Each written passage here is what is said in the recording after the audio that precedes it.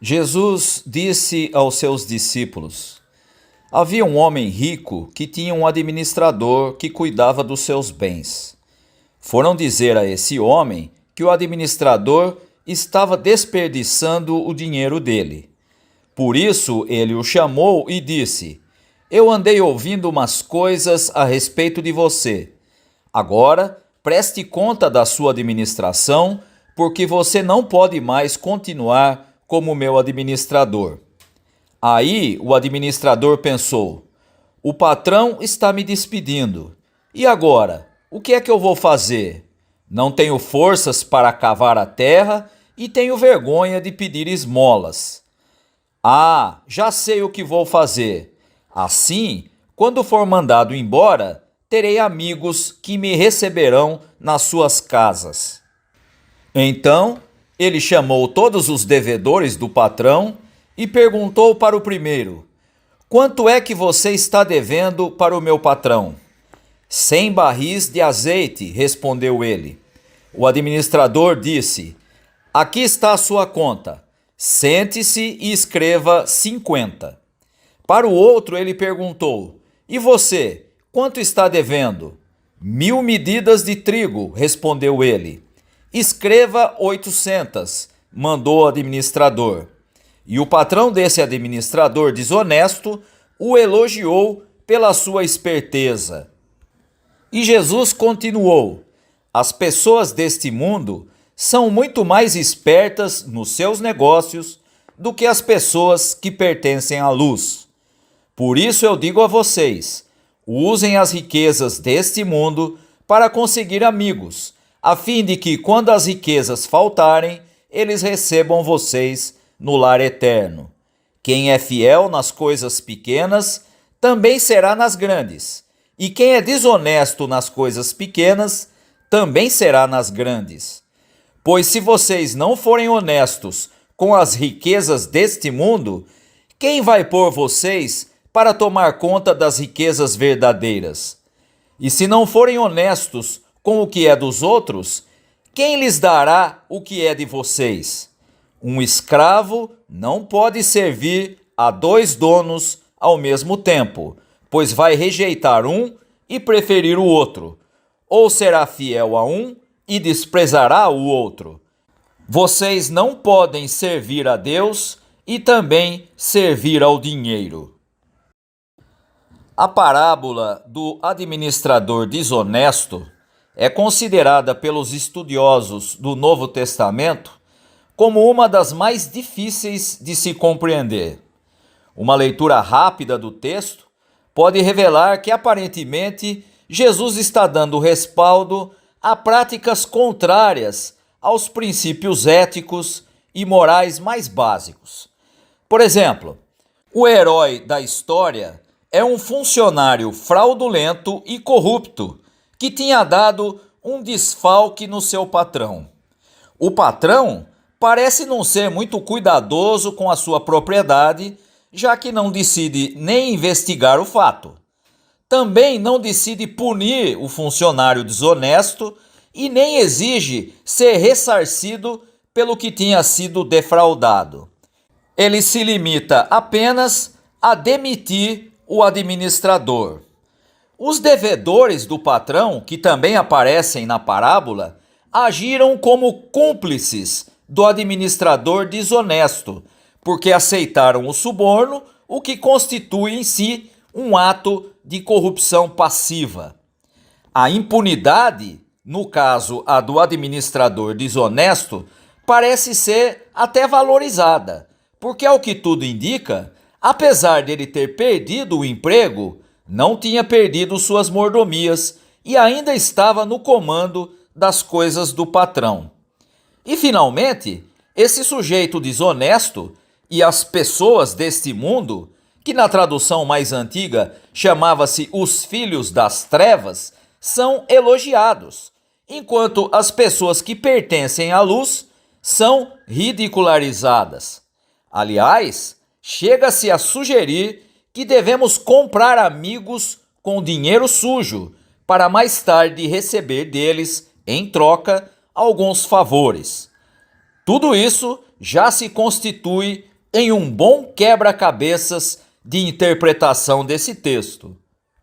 Aliás, esse texto é exclusivo de Lucas. Ele não aparece em nenhum dos outros evangelhos, e aqui no texto de Lucas ele se dirige aos discípulos de Jesus, o que é um sinal de que se trata de um ensaio para orientar como deve ser a prática da comunidade, sobretudo no que diz respeito à ética das relações humanas, ao uso do dinheiro, mas também para questionar a visão moralista que age apenas em função de culpa e perdão.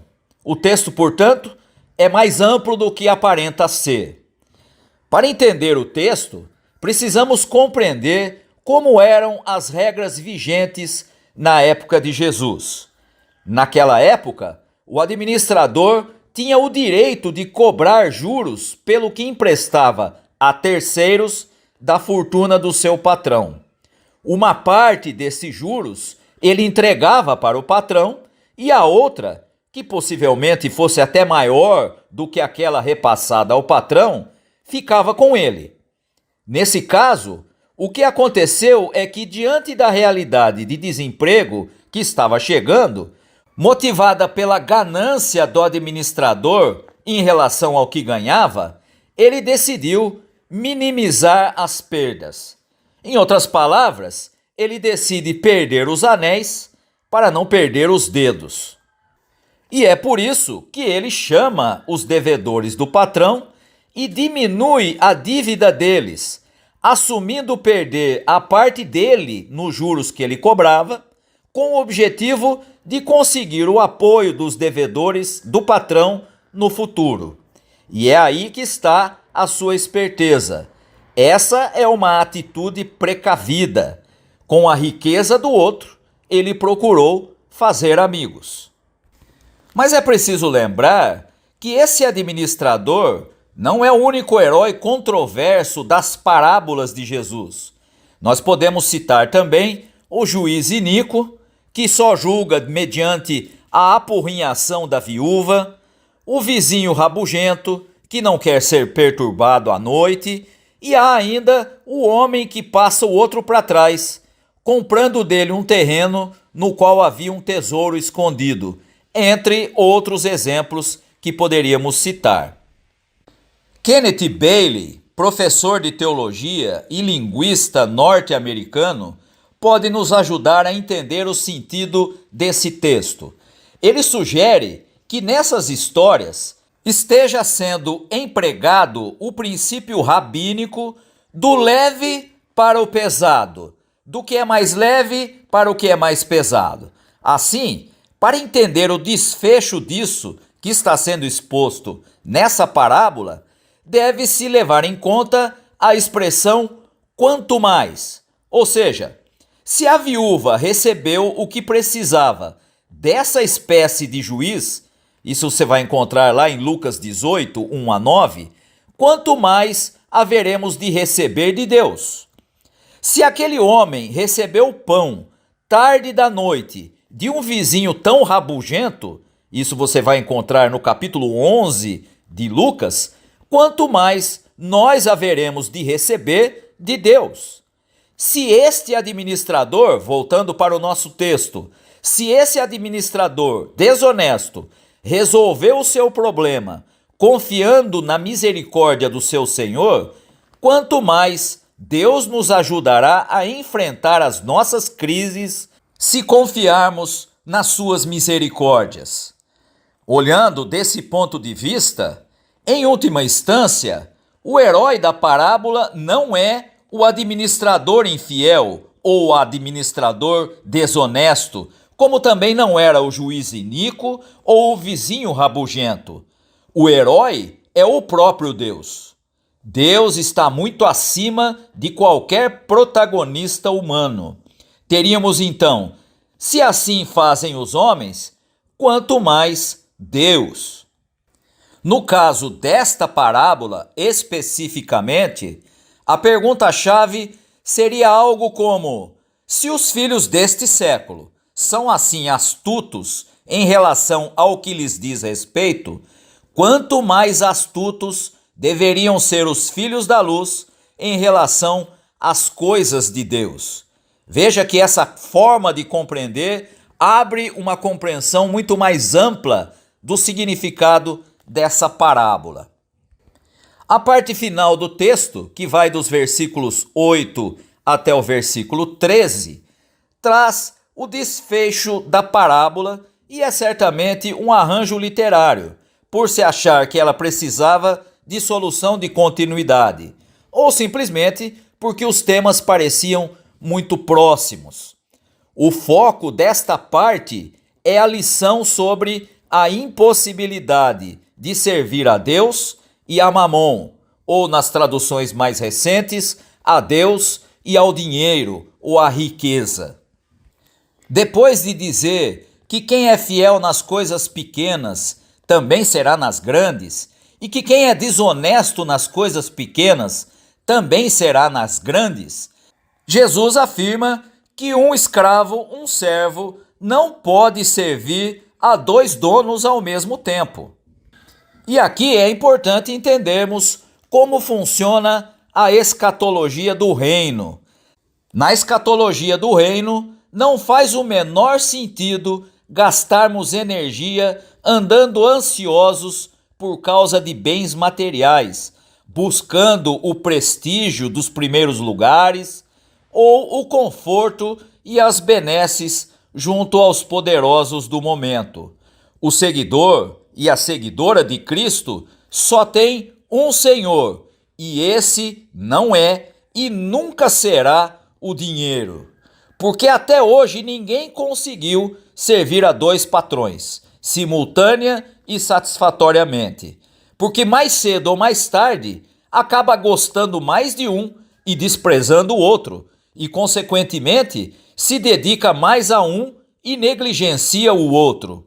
Acreditem, vocês nunca conseguirão servir ao mesmo tempo e com a mesma devoção a Deus e ao dinheiro. Mas então poderíamos perguntar, qual é então o desfecho da parábola? Como em tantas outras parábolas, como a do filho pródigo, por exemplo, não há desfecho. Jesus não dá a solução. A resposta, quem tem de dar, somos nós. Nos tempos atuais, na sociedade em que vivemos, em que é tão recorrente a prática do suborno, do tráfico de influências e de corrupção ativa e passiva, que atitude tomaremos se nos virmos na mesma situação do administrador, ou dos devedores, ou do patrão? Em resumo, todos eles descobriram, a duras penas, que a misericórdia e a amizade valem muito mais do que o dinheiro e do que as riquezas.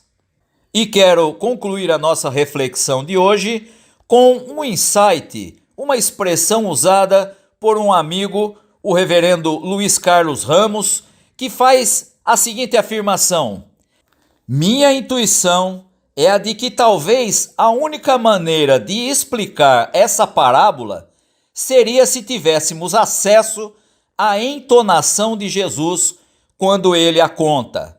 Aí, quem sabe, perceberíamos melhor a sua ironia ao sugerir: tentem comprar amigos com dinheiro para ver o que acontece. Que Deus abençoe aos irmãos e às irmãs. Amém.